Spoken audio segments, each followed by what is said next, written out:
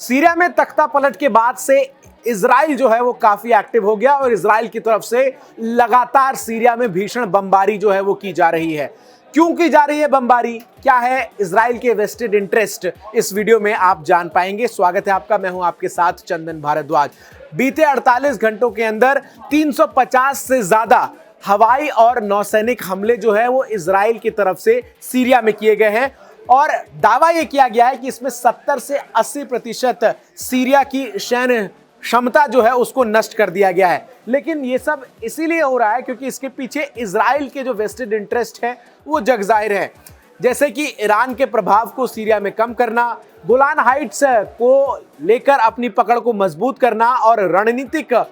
हथियारों को खत्म करना और इसके जरिए आतंकवाद का जो पूरा एक परेशानी का सबब है जिसमें हमास का समर्थन, हिजबुल्लाह के लिंकअप सीरिया से, उन तमाम चीजों को एक साथ जो है वो खत्म करने के मकसद से लगातार अब इजराइल जो है वो सीरिया में एक्टिव नजर आ रहा है। सीरिया इस सेना के लिए महत्वपूर्ण लैंड ब्रिज है जिसमें वो हिजबुल्लाह तक हथियार पहुंचाता है। इजराइल का लक्ष्य साफ है कि वो इस पूरे मार्ग को ही खत्म कर देना चाहता है ताकि हिजबुल्लाह जो है वो कमजोर हो जाए। बशर अल असद के शासन के पतन के बाद सीरिया अराजकता के गर्त में डूबता हुआ नजर आ रहा है। इजराइल को डर है कि असद शासन के समय बनाए गए रासायनिक और सामरिक हथियार अगर आतंकी गुट के हाथ में चले जाते हैं तो ये खतरा जो है वो इजराइल के लिए भी फिर बड़ा हो जाएगा। इजराइल ने 1974 में युद्ध विराम समझौते को रद्द करते हुए गोलान हाइट्स के आसपास एक सुरक्षा क्षेत्र बनाने की योजना बनाई है। यह क्षेत्र आतंकियों और हथियारों से मुक्त होगा, ये इजराइल की प्रतिबद्धता है और इजराइल इस क्षेत्र पर नियंत्रण रखेगा, इससे सटी सीमाओं पर निगरानी रखेगा। इसके लिए वो लगातार अब हमले जो है वो कर रहा है। सीरिया पर करीब से नजर रखने वाले जानकारों का मानना है कि सीरिया का भविष्य जो है वो एकीकृत देश के रूप में नहीं है। अनुमान है कि सीरिया के कई टुकड़े जो हैं वो अब आने वाले समय में हो सकते हैं और इजराइल जो है वो इसी मकसद से आगे बढ़ रहा है और जिसमें वो ग्रेटर इजराइल की संकल्पना की जो बात करता है उसमें गोलान हाइट्स और उसके आसपास के क्षेत्र को अपने आधिपत्य करने के लिए जो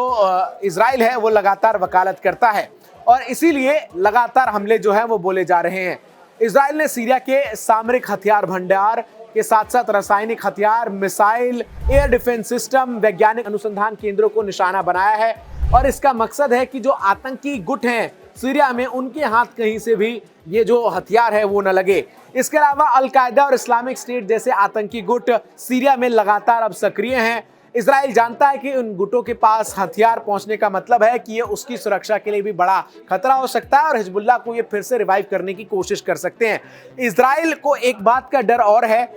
इजराइल को डर इस बात का है कि जिस तरीके की सीरिया की अभी स्थिति है ऐसे में परमाणु हथियार बनाने की और ईरान जो आगे बढ़ रहा है, ऐसे में